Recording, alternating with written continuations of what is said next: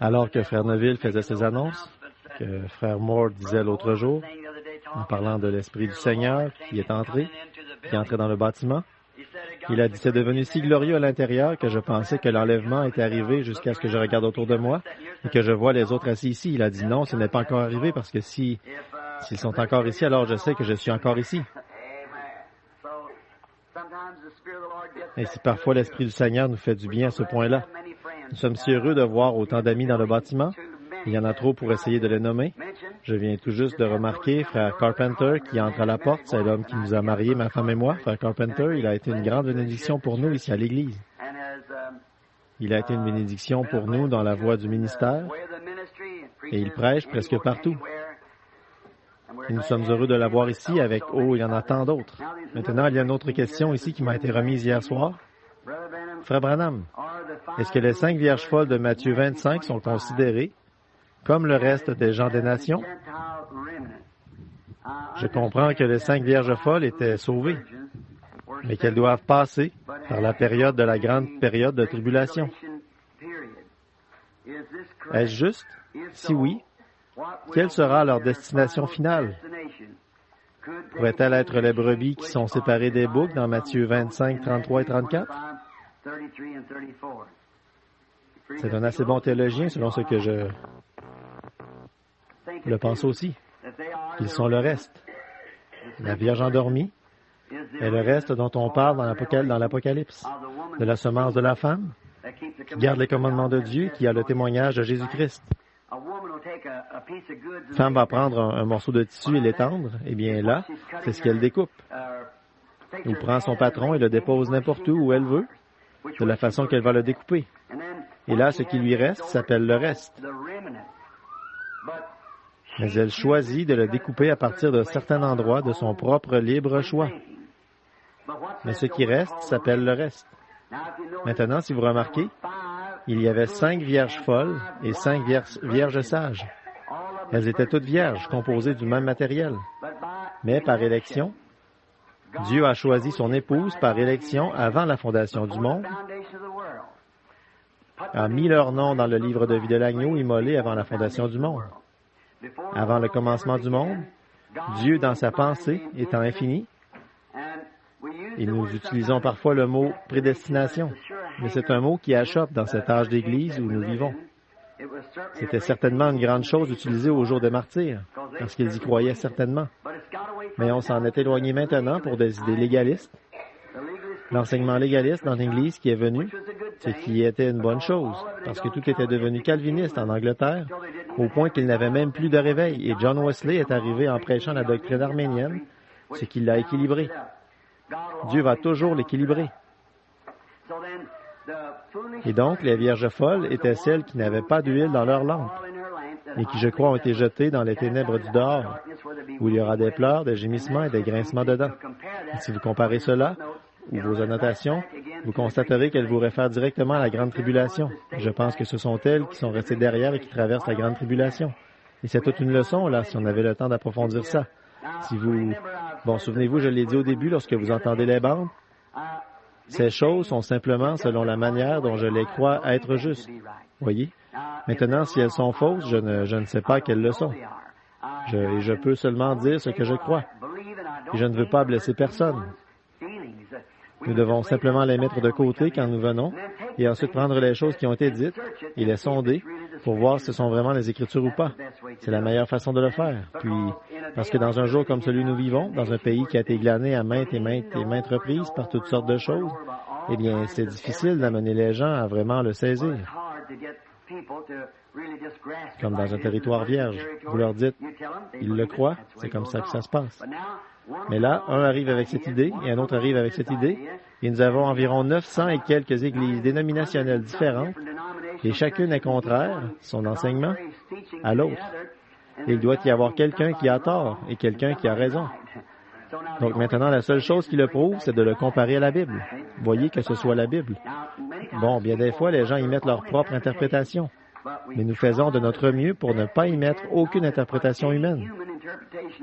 Lisez-la telle qu'elle est et dites, c'est comme ça. Et puis j'ai toujours remarqué que si vous prenez exactement ce qu'il a dit, cela fera que tout va concorder parfaitement dans l'Écriture. C'est presque comme assembler un casse-tête. Vous devez regarder le modèle avant de pouvoir assembler le casse-tête correctement. Si vous ne le faites pas, j'ai toujours dit, dans votre tableau, vous aurez une vache en train de brouter au sommet d'un arbre. Alors, ce ne serait pas correct. Et si nous laissions simplement le Saint-Esprit, qui a écrit la Bible? Le Saint-Esprit a agi sur des hommes et a écrit la Bible. Donc, sans le Saint-Esprit, peu importe à quel point vous êtes instruit, vous ne la comprendrez jamais. Parce que même Jésus a remercié Dieu de ce qu'il l'avait caché aux yeux des sages et des intelligents. Il la révélerait aux enfants qui seraient disposés à apprendre. Et tous les disciples étaient plus ou moins illettrés et des gens sans instruction à l'exception d'un. Et c'était Paul. Et Paul a dit qu'il a dû oublier tout ce qu'il savait afin de retrouver Christ. Alors il a dit à l'Église de Corinthe qu'il n'était pas venu avec la sagesse des hommes et de grands discours. Parce qu'alors leur foi serait fondée sur la sagesse des hommes, mais qu'il était venu vers eux avec la puissance et la démonstration du Saint-Esprit afin que leur foi repose sur les œuvres du Saint-Esprit, conformément à la parole de Dieu. Et c'est là que nous essayons de nous attarder le plus en ce moment, parce qu'avant que la semaine ne soit terminée, ou une fois que la semaine sera écoulée, vous le verrez, c'est exactement ce qui s'est passé, ce petit fil qui traverse l'âge d'un bout à l'autre. Merci d'avoir placé le tableau un peu plus haut, c'est mieux. Bon, j'aurais aimé que nous ayons tout l'hiver, afin que nous puissions simplement prendre tout le livre de l'Apocalypse et le parcourir en entier. Il y a de si bons enseignements là-dedans.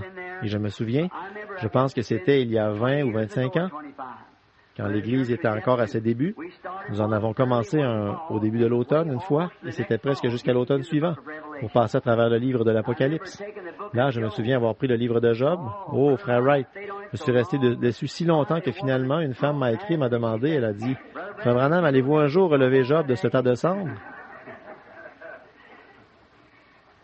Eh bien, j'essayais de vous faire remarquer quelque chose, parce que c'est là le point culminant à cet endroit-là, jusqu'au point où l'Esprit du Seigneur est venu sur lui, puis quand les éclairs se sont mis à briller, le tonnerre a grondé, l'Esprit est venu sur le prophète et il a vu la venue du Seigneur. Et je voulais que ce soit bien compris. C'est la raison pour laquelle je l'ai gardé sur le tas de cendres si longtemps pour que ce soit clair. Et je sais que ça peut devenir un peu fatigant parfois. Je deviens nerveux aussi. Quand j'entends quelqu'un qui tourne autour du pot sur quelque chose, il semble qu'il va aller droit au but et le dire. Mais peut-être que Dieu conduit cette personne comme ça dans un but précis. Bon, revenons à ce reste avant de laisser la question. J'espère que cela est clair. Je crois vraiment que le reste est choisi par Dieu. Je crois ça, que Dieu a choisi le reste avant la fondation du monde et l'a fait par sa préscience. Pas le mot. Maintenant, remarquez le prédestiné, voyez, parce que c'est un petit mot épineux parmi les gens, voyez. Mais Dieu, avant la fondation du monde, dans sa grande pensée infinie, a choisi l'Église, a choisi Jésus, a choisi l'Église et a pu prédire au commencement ce qu'il en serait à la fin. S'il est infini, il n'y a rien qu'il ne savait pas. Il connaissait toutes les puces qu'il y aurait sur la terre et combien de fois elle battrait des yeux. Maintenant, voilà comment et combien de suifs elle produirait et combien elles en produiraient toutes ensemble. C'est ça l'infini, c'est l'infini. Vous ne pouvez tout simplement pas l'expliquer. Et Dieu, c'est ce qu'il est, un Dieu infini. Alors, si vous remarquez, la Bible dit que dans les derniers jours, que l'Antichrist qui viendrait sur la terre, maintenant écoutez bien, ça, c'est le seul défaut. Je suppose qu'il pourrait en trouver des millions en moi. Mais concernant notre précieux frère Billy Graham, l'autre jour, ce sermon remarquable qu'il a prêché dimanche dernier, je pense vraiment que c'est un message opportun. Mais il a dit que Satan séduit même les élus. Non, la Bible dit qu'il séduirait les élus si c'était possible. Mais ce n'est pas possible, parce que Dieu les a choisis avant la fondation du monde. Voyez? L'agneau, Jésus-Christ était l'agneau immolé dès la fondation du monde. Quand Dieu met même dans sa pensée, quand il prononce cette parole, elle ne peut jamais changer, elle ne peut jamais être modifiée, voyez, parce qu'il est infini, et ces paroles s'accompliront. Pensez-y, la terre même où nous nous trouvons ce soir, c'est la parole de Dieu manifestée. Le monde a été formé par des choses qui ne sont pas visibles. Il a simplement dit qu'il y est. Et cela était. Combien c'est facile alors pour ce Dieu de guérir un corps malade s'il peut construire une création juste en la prononçant. Vous voyez, sa parole, si seulement nous pouvions avoir la foi pour voir ce qu'est sa parole. Nous sommes tellement terre à terre et tellement congestionnés dans notre pensée que nous... Oh, je ne sais pas. Nous avons reçu tellement d'instructions, un peu par celui-ci et un peu par celui-là, et cela nous a amené à un point où elle est complètement dénaturée. Mais si jamais vous pouviez vous libérer de tout ça et de revenir à la connaissance qu'il est Dieu, et que ses paroles ne peuvent pas plus faillir que lui ne peut faillir. Et si cette parole faillit, alors Dieu faillit. Et si Dieu faillit, alors il n'est pas Dieu. Voyez? Alors, et souvenez-vous, il ne peut pas dire une chose ici et quelque chose d'autre là. Il doit s'en tenir à sa première décision pour être Dieu. Alors, nous devons simplement... Il nous a seulement demandé une chose, de croire que ce qu'il a dit est la vérité et il va l'accomplir. Oh, comme c'est beau! Vous vous attendiez à ce qu'une chose spontanée se produise. Parfois, ça ne prend qu'un petit peu de foi. Ça ne fera pas un miracle, mais si vous vous y tenez, ça va vous en sortir. Tenez-vous-en simplement à ça. Comme il a dit, le grain de sénévé, la plus petite de toutes les semences. N'avez-vous déjà remarqué que le sénévé ne se mélange à rien d'autre? Vous ne pouvez pas croiser le sénévé avec quoi que ce soit, il ne se mélangera pas. Et si vous avez la foi, juste un petit peu de foi qui ne se mélangera à aucune incrédulité ou avec aucun programme d'église ou dogme, qui ne reste qu'avec Dieu, tenez-vous-en strictement à cela, cela vous fera traverser le brouillard, vous en fera sortir, oui. Tenez-vous-en à cette foi. Maintenant, au commencement, quand Dieu, la Bible a dit dans l'Apocalypse, que l'Antichrist, dans les derniers jours, maintenant regardez toutes ces églises qui s'unissent. L'Antichrist, dans les derniers jours, séduirait tous ceux qui sont sur la terre, dont les noms n'ont pas été écrits dans le livre de vie de l'agneau dès la fondation du monde. Quand est-ce que votre nom a été mis dans le livre de vie? Avant même que nous ayons un monde. Vous étiez choisis pour recevoir le Saint-Esprit en cet âge. Je me suis joint à Élie Perronnet. J'ai ancré mon âme dans le port du repos. Je ne naviguerai plus les mers, la tempête peut s'élever alentour, mais en Jésus, je suis à l'abri pour toujours. Rien ne peut nous séparer. Dieu ne revient pas sur sa parole. Et s'il est infini, il vous donne le Saint-Esprit ici, sachant qu'il va vous perdre plus loin, ici, quel genre d'entreprise est-ce qu'il dirige? Si vous n'êtes pas séduit dans votre expérience, si vous avez le Saint-Esprit, mais regardez ce que la Bible dit dans Éphésiens 4:30. N'attristez pas le Saint-Esprit de Dieu, par lequel vous êtes scellés jusqu'au prochain réveil. Est-ce que ça sonne juste? Vous êtes scellés jusqu'au jour de votre rédemption. Jusqu'à quand? Jusqu'à votre rédemption. Prenez un wagon de marchandises, vous le chargez sur la voie, et quand il est parfaitement chargé, là, ils ne peuvent pas encore fermer ce wagon. L'inspecteur doit passer. Et il inspecte et vérifie s'il n'y a pas quelque chose de branlant qui va bouger. Le wagon peut être chargé à bloc. Mais s'il y a des choses branlantes à l'intérieur, vous devez le recharger.